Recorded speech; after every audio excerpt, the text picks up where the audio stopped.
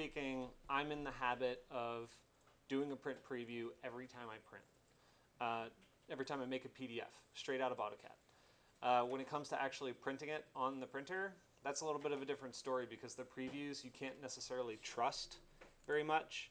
If I go to print here and I look at this preview, a lot of times it can work, but there are also some settings, whether or not the printer settings are different than the program printer settings. This could show this way, but if you have perhaps landscape set up and the paper that's in there is a little bit different, you know, a different size or a different orientation, it's gonna get a little scurry. You know, it won't be the product that it's showing you. It'll kind of cut it off like you're seeing there. So, like I said, there are sort of like 3 levels of settings that you'll have to go through when you're troubleshooting. You have to look at how your how the program is set to print. You have to look at what your printer default settings are, and then you'll have to look at what you actually set up in the actual print, because people modify settings as they're printing. So, just some extra thoughts there. So our assignment here is, you guys have this assignment set up, ready to print, or you will, hopefully, pretty soon.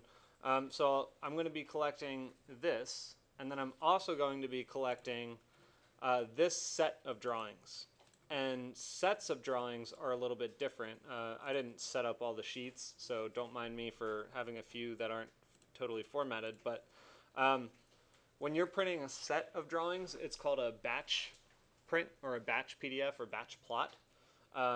Basically just means I'm going to plot a whole bunch of these at once. So that looks a little bit different. When you go to without clicking on a particular layout, you go up to the A, you go down to print, and it's this one here called batch plot. So when you click on batch plot, it shows you a whole bunch of views and sheets and stuff like that.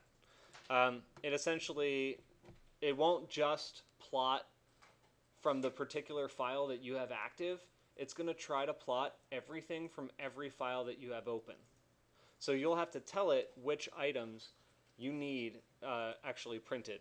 So for me, I know that under the box drawings model, or under the box drawings file, I have layout 1, 2, 3, 4, and 5 ready to go.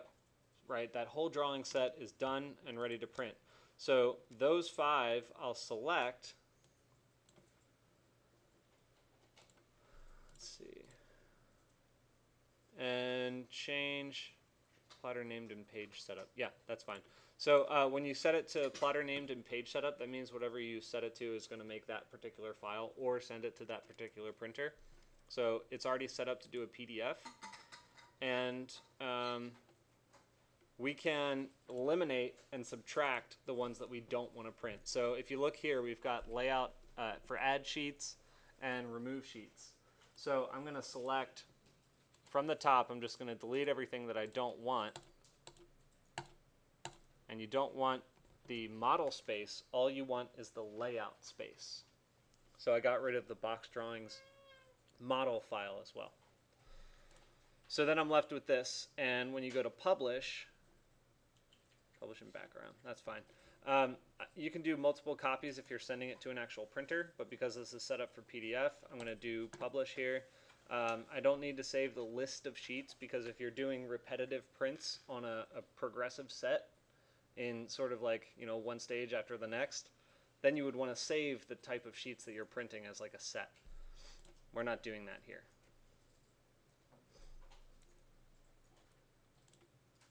So it takes a little while. It says publish job in progress down here in the bottom right corner.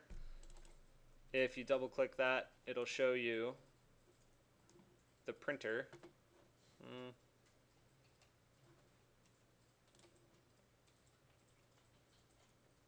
That's taking a lot longer than I anticipated. Hang tight, we'll get this going. Alright, well, I'm going to try, instead of plotter named and page setup, I'm going to try using regular PDF and see if that goes a little faster.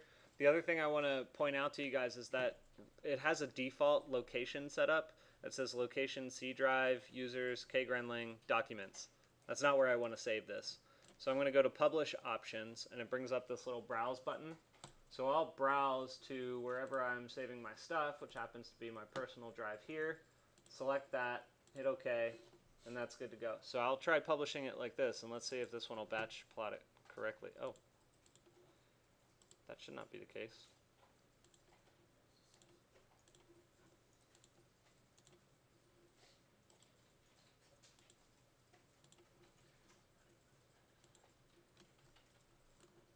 Alright, well it doesn't seem to have canceled my plot, so let me try rebooting, I guess. Okay, well, oh there it goes, it's on 2 of 5. It looks like it's just taking a very long time to do this. There's 3 of 5, 4 of 5, 5 of 5. We should have a notification any day now.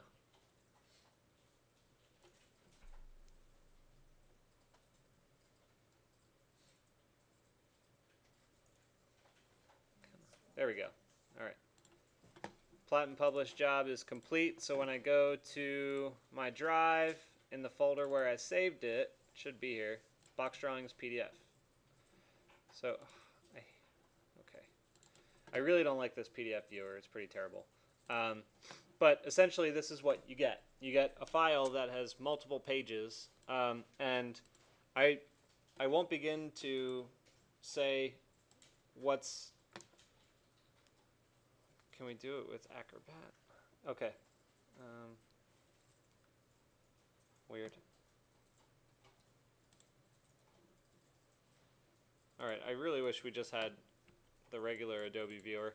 Anyway, so this is what you get. You get a multiple page PDF like this, ready to go. It should be fully formatted exactly the same way as if you just plotted it sheet by sheet. So that's an option to you as well. I know that there are some weird caveats to that, like I just had some frustration with it because it was taking a long time, so I tried a couple of different ways of outputting it and I finally got it. So in some cases, if you're just doing a couple of sheets, it might be better to just, you know, plot individual sheets and put it together if it's just like 3 to 5. Okay? So are there any questions on that? Huh? Oh. Okay. So with that said, I mean, as far as printing is concerned, we're not going to go over much more with printing except on the subject of how does the drawing look. And so we'll be doing some prints throughout classes and lectures and stuff in order to verify some of that information. So what I'm going to ask you for is by the end of class today, I want to have printouts of both of your assignments. So that would be the original cube, right? This one that has all of your floor plan elevations, as well as the 11 by 17 of the punched box, the one that was kind of tapered and punched opening. So yeah, but be aware also that we still have other tutorials and modeling that we're going to be doing here today as well. So if you need some extra time to finish that out, then I'll try to keep it to a minimum and give us some lab time in order to do that. But I'll be checking in about halfway through class to make sure.